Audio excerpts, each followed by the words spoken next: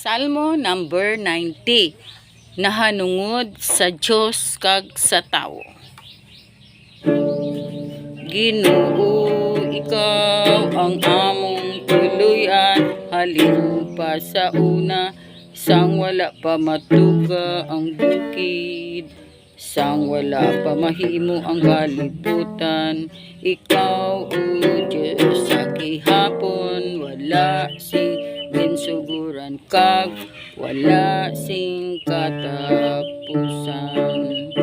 Ang isa kalibo katuig para sa imo, subong lang isa kaadlaw.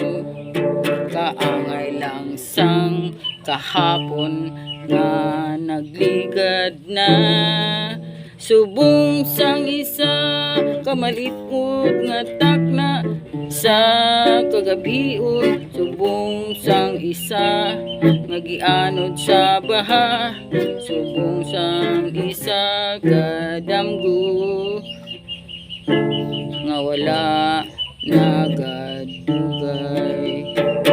subong sang isa kahilamon nga nagulod sa aga, nagtubig kag nalaglag, pero kahapon nagakalaya kag nagakalamatay. Gilaglag kami sa imo kaagi, ginakugmat kami sa imo kasingkad, ginapahamtang mo sa imo at tubangan ang among sala. Ang mga tinago wala na makita, ang among kabuhi gipalipot sa kaagig.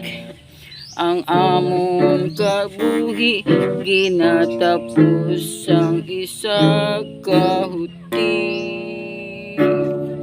Ang kalawigon sang amon kabuhi 70 katuig, kung nga bakod 80 katuig, pero ang imong ginadala sa amon kalisdanan kabalalibkan lang.